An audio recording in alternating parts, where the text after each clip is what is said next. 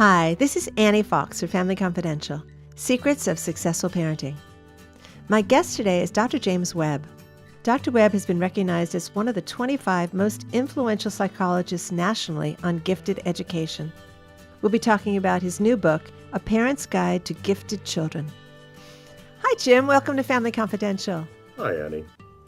I'm so glad that we made the time to do this because your book is about a parent's guide to gifted kids. I had two gifted kids. I now have a under 2-year-old grandson who I'm thinking is probably gifted as well. And for my viewers and listeners, this, we hear more about special ed programs for kids who have different kinds of needs than giftedness. And so I would really love for you to start off our conversation by defining what it means to be gifted. Well, that's an interesting question because there are many different definitions, of course, but the classic one, which was first formulated many, many years ago, said gifted children are those children who have unusual ability or potential in any one or more of 4 or 5 areas: intellect, academics, creativity, visual performing arts, or leadership. Now, originally they included in the definition psychomotor gifted, but that's not usually in most of the definitions these days because they're athletes, and athletes are pretty well taken care of Yes. these days. They don't have a whole lot of special needs. But the question on this, that's a general definition, and then you get down to the nitty gritty of, well, how much potential? How much ability? It's kind of like asking how dark blue does blue have to be before it's navy blue or darker. Mm-hmm. It's something you just draw a line at some place. Most schools have and still do define gifted as the upper 3%. Some schools the upper 5%. A few schools say the upper 1%. But in fact, the National Association for Gifted Children just a few years ago came up with a realization and a new definition that said gifted children can be gifted in a variety of different areas, so much so that it makes more sense to call them the upper 10%. The upper 10%. But they also then recognize, and I have to say as an aside here, Annie, that I don't like the term gifted because it tends to imply that these kids are all the same, and they're not. You have such degrees of giftedness, just levels of giftedness. I often tell parents and teachers that you have what I call the borderline gifted, the average gifted, the profoundly gifted, and the take your breath away gifted. And these kids who are in the upper ranges are just different than the garden variety gifted. So the term gifted it's one I use reluctantly, but it's a term we're stuck with these days. And why this is important is because so many parents and teachers, frankly, are reluctant to use the term gifted. They're as uncomfortable with it as I am for a variety of reasons. So it's a great place to start of what do you mean by gifted? Mm-hmm. Well, it's really interesting. I know that there are many school districts across the country that test for giftedness because they have gifted and talented programs, Yes. pull-out programs, supplementary kind of programs for kids within the school day. And I'm wondering, with all these different kinds of giftedness, whatever it is you want to call this, how do you possibly test for it? You can. So how do you identify the kids? You can, but it's extraordinarily difficult for schools to do. And frankly, the research indicates that our schools have failed to identify about half of the gifted children in our country. Mm-hmm. So how do you identify them? Well, this is where I really like to talk to parents. Parents are my most favorite group to talk to. Me too. Because if a child is going to be identified as gifted, it's going to largely come from the parents, and they're going to be the ones also to pick up the slack because schools, by and large, frankly, Annie, they do not meet the needs of our gifted children in our country. And I can go on this for a long time, but there's some research, for example, indicating that most gifted children in the regular classroom spend from 1/4 to 1/2 of the regular classroom time waiting for others to catch up. They're sitting bored. They're Oh. underachieving by 2 to 4 grade levels below what they could comfortably achieve at. The typical program in schools is a pull-out program that is about 2 or 3 hours once a week. These kids are gifted 24/7. So just this is a spit in the wind to have them for 2 hours a week.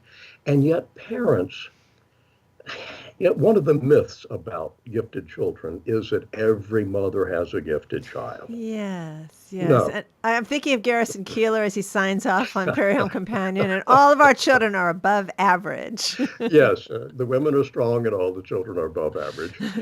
Uh, in fact, in my experience, most parents tend to underestimate their child's abilities and say, well, she's smart, but not gifted. Because Interesting. And why do you think that they underestimate? I'm they, surprised they, to hear that. yes, they tend to imagine or think of the term gifted as meaning genius. Genius. And it's not. I mean, there are some kids that are geniuses, but most gifted kids, you're talking now about, think of the upper 10% of the population.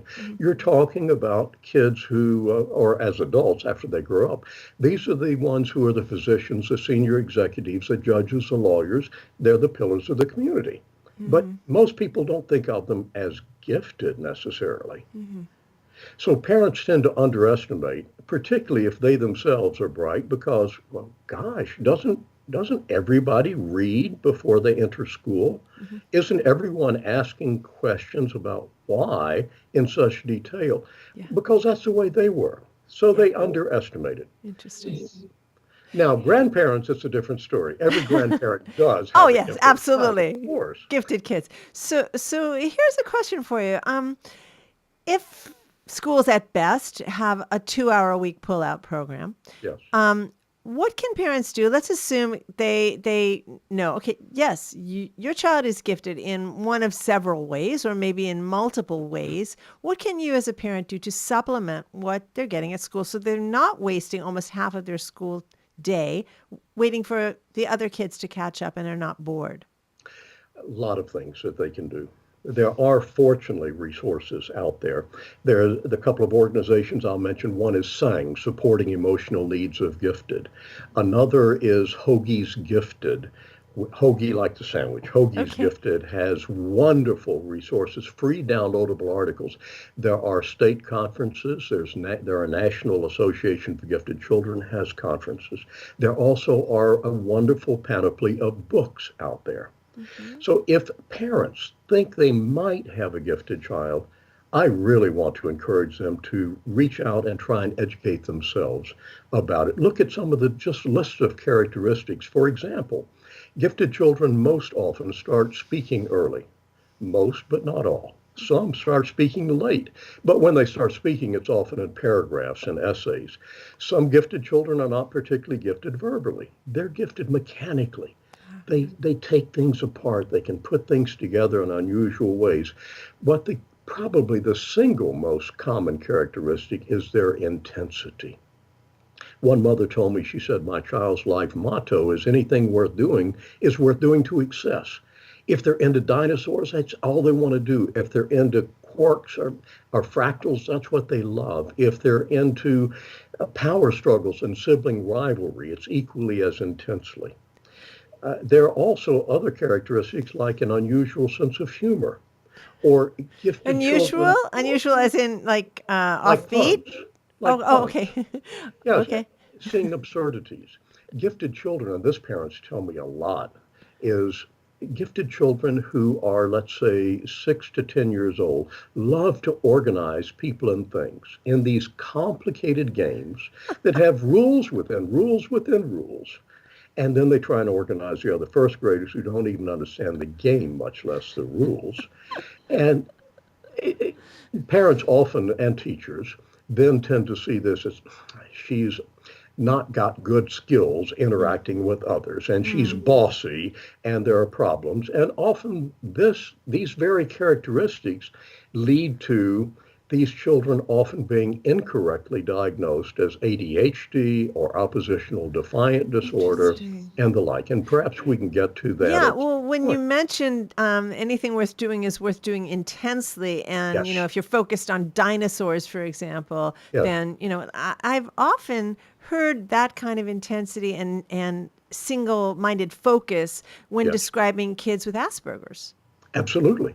Well, Asperger's, it used to be called high functioning autism and then got relabeled as Asperger's. Uh-huh. So, by definition, these children are more likely to be in the gifted range. Now, I do have to say, Annie, that Asperger's is no longer one of the official diagnoses.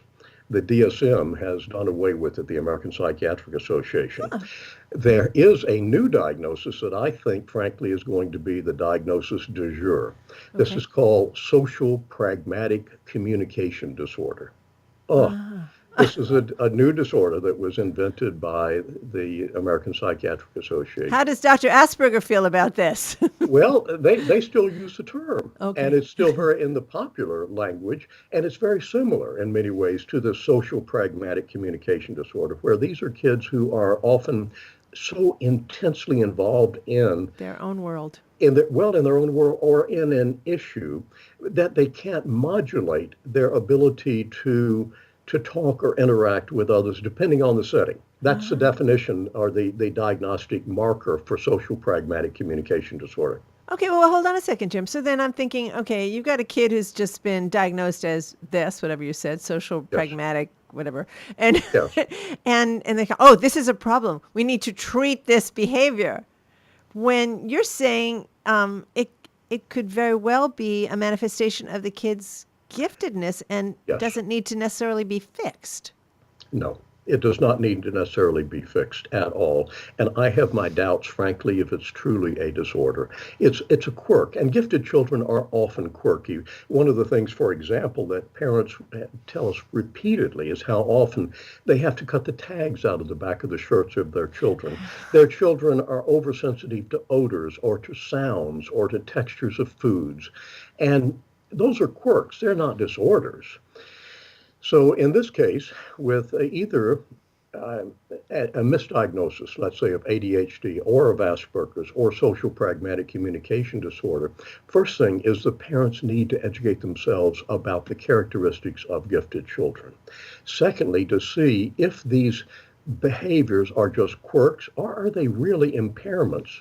And then to see, do these quirks cause problems only in some situations or in others? For example, gifted children characteristically gravitate toward older playmates and adults. When they're with others who are interested in fractals, the bothersome behaviors go, they're gone. They're not, well, that says to me it's more likely an issue of giftedness rather than an issue of some kind of major disorder. Mm-hmm. Really, really interesting. So, we've been talking about things that parents might be worried about how do we celebrate giftedness? Because I think, being the mom of two gifted kids, it was a creative challenge for me always to tap into where their interests were and to provide all kinds of opportunities inside the home and in art museums and Yes. science museums and going places and so how do parents celebrate the giftedness? That is, it's wonderful when parents can do that. But parents find that parenting a gifted child often is such a lonely experience. They have to get with other parents of children like theirs, often to do that, unless they are very strong-willed themselves. The parents have to be independent-minded themselves to be able to take their child, for example, out of school if necessary, to go on a special outing, a special occasion, to take their child to a summer camp that deals with astronomy, or to sign the child up for the Stanford EPGY course or the Northwestern Talent Search courses, because the other parents are likely to say, every mother thinks she has a gifted child, or Right. why are you putting so much pressure on your child? Making your child read ahead is just stressful and harmful to his mental. Well, golly, parents of gifted children should celebrate these abilities and reach out to other parents to get emotional support for themselves as Yeah. well. The And schools are not necessarily going to be able right. to meet the needs of your gifted children. It shouldn't be that way, but that's the way it is. No, I understand completely. When my son was in fourth grade, the teacher actually just said to us, I think you should take him out of public school because there's nothing the public school has to offer him. And I'm like, Yeah. oh, I mean, they're like saying, And sometimes we that's give up. We can't be creative enough to keep this Yes, child and interested. sometimes that is the case. And we see, frankly, Annie, a goodly number of parents of gifted children who are now homeschooling for gifted reasons. Historically, it used to be people would homeschool mostly for religious reasons. We're seeing it more and more for gifted reasons because the schools can't meet the needs. But there's actually another part of that too, and that's fortunately the barrier between homeschool and public school has gotten more permeable. So you can, even if you're homeschooling, your child can usually participate in some parts Mm-hmm. of the public school. And we've also gotten beyond the issue of peer relations. Uh, it used to be when you homeschooled, the people would say, "Oh, but your child's got to learn to get along with other people." And Right, what's right, about interacting with peers? Well, the kids who are their age peers aren't necessarily their intellectual peers. right. And so homeschooling, it turns out the peer issue is a non-issue. These kids find their peers at the museums, in the neighborhood, In the camps. and the camps. Yeah, yeah. I'm thinking, a lot of this in my mind is like, okay, put your kid in this Stanford summer camp, do, this other thing you mentioned. I say that, and even homeschooling, that presupposes that you've got the time and the money to be able to Yes, do this. What about, I yes. mean, I'm saying 10% is 10%, and that has nothing to do with socioeconomic levels. And so, what about the kids whose parents, are working two jobs and can't homeschool and can't send them to this wonderful enrichment camp? What happens to them? Many of them unfortunately get lost. Many of them with their still gifted kids, and Yeah, they are. they're intense, they're sensitive, they're bright, they're creative, but that creativity often comes out in ways that are not socially desirable. Hmm. And frankly, I know from the research, I know from personal experience with families I've worked with, how many of these parents who are so stretched out these days, particularly as you say, parents working two jobs, they, even if they want to and know what they might like to do, they can't do it. They don't have the resources. Our society is is neglecting our gifted children. Hmm. They're neglected, overlooked, and often misdiagnosed, as I mentioned before, but our society has now drifted into a pattern where our brightest minds, our nation's greatest resource, are not getting the support they need. So, what's your biggest takeaway for any parent with the financial means to do these extra things, and parents who don't? You have a gifted kid, and you're now aware of it in new ways. Yes. What's your biggest takeaway in terms of how can you support the growth and development of your child's gift? Fortunately, the single biggest thing that you have is your relationship with the child.